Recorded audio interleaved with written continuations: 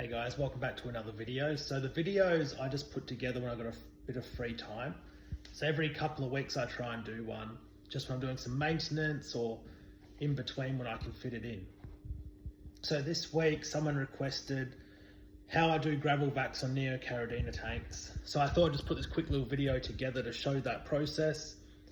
I think it's really important that you do gravel vac Neo tanks because a lot of the detritus poo doesn't always get captured by the filter, and when you're running really porous substrate like sand, really fine silt, and definitely rocks, like bigger rocks as well, all the gaps, the poo can settle in there, and you know, then your shrimp are like living, because they eat off the bottom of the substrate almost, they're going to be living in that filth, and you want to try and remove it, and the filter doesn't always catch everything as it gets deposited.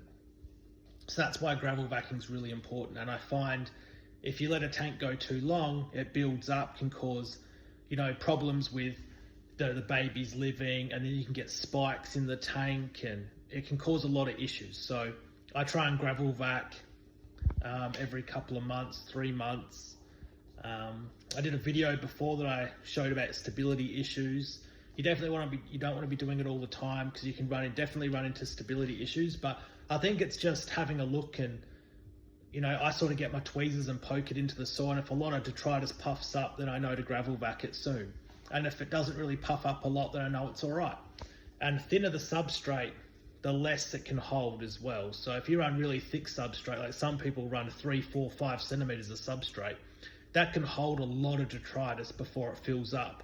Whereas if you run a centimeter, it can't really hold a lot, because then you'll start visibly seeing it, you know, coming out of the soil or the substrate, whatever you're using. So I'll just go through the process that I do for Neo tanks, and this might not be what you do, but this is just the process that I do, and I'll just show you exactly what I do at Colours Shrimp Australia. So this tank is going to get a full gravel clean today. You can see that it's quite dirty. Now that's where the food dish has been sitting. There's still a fair few shrimp in here, but I think it needs a really good clean, and that's going to help a long way. So I'll just go through how I personally do it. So how I identify it needs a clean is it looks really dirty on top, and you can see pockets of soil that are really dirty. So I'll just get my tweezers and I'll just show you what it looks like. Alright, so now I've got my tweezers out. I just make a little, and you can see it coming up. You can see the dirt coming up, the debris. So that's how I know. So I just do a couple little testers, and yep, it's coming up, puffed up there too. So when I do that and it comes up really dirty, then I definitely know it needs a clean. This is the one I use. It's a really small diameter, but it allows me to go really slow. And I just go along the front, and I just zigzag back and forth through the whole tank. It's going to be a bit hard to do it one-handed, but I'll do a bit, then I'll stop and show you, then I'll do a bit more.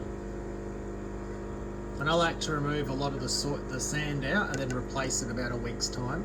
I think the shrimp get to eat it all and just go through all the, you know, organic matter and microbes that are in there, and I think it really helps them out. Get more nutrients and eat a bit of the decaying detritus. This is what the tank looks like before I start, and I'll show you what it looks like when I've done a bit. Alright, so you can see how dirty it is. So I've removed some of it, and then I go back and vac it all. So I just removed some of the sand substrate, but right here you can see all the detritus and poo that's all built up in there, and organic matter, and you know, you want to remove all that. So now I'll go and vac it all, and I'll show what it looks like once I'm done. But this is just the first part of me doing it, and you can clearly see it's very dirty. This is the first step after the first step, and look how dirty it is. And that's all just sitting in your substrate. So it's real important to vac it out and clean it. Otherwise the shrimp are sitting in their own filth, which you don't want. This is right after I've cleaned it. You can see that there's a lot of suspended matter in the water, but the filter will get all that. But you can see how much cleaner the sand is. It's a lot more white now. Obviously it's got to settle, but that's just how it is. And I'll do a 20% water change, and then I'll let this settle out for about half an hour, and I'll catch out any little babies that are in there. But it's very dirty. It's extremely dirty. But when I tip this out on the lawn, I'll show you how dirty it really is. I also add a bit of quick start after doing this. Now, a lot of people might argue that it's all a bit bullshit, but I think it works alright for this purpose. I wouldn't start a tank with it and then chuck the shrimp in, but just to give a little bit of, you know, extra support, I think after doing a gravel vac, I add a bit of this in and it goes really good. Now it's settled out, look at all the gunk. That's all gunk that was sitting in the soil.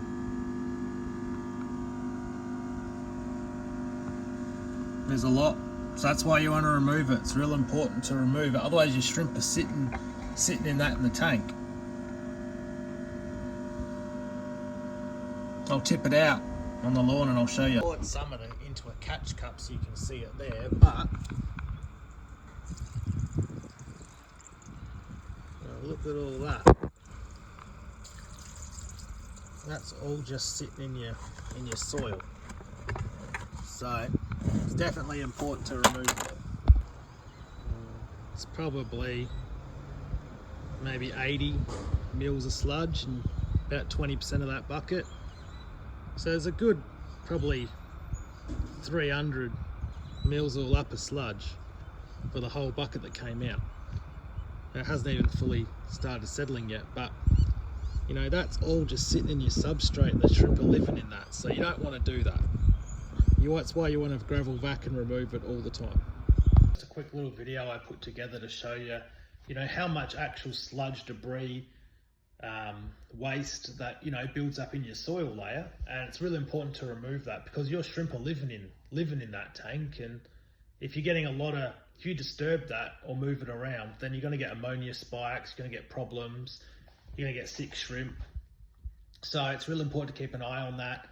I keep a real good monitor with it. The tweezer's a good idea. If it puffs up lots, then you know you definitely want to gravel vac it. It really depends on how many shrimp are in there as well. If there's not many shrimp, there's not much waste being produced. If there's heaps of shrimp, then there's going to be a lot more waste produced. And you want to have a fine line between cleaning it and not cleaning it too much, otherwise you lose stability issues. But this is just a video I put together to show you my own process, and you can see that a lot of stuff has come out of that small tank. Yes, there's a fair few shrimp in there, but it really goes to show that you really do need to keep on top of it. And that's just the process that I do, and hopefully that helps. I'll catch you guys in the next one.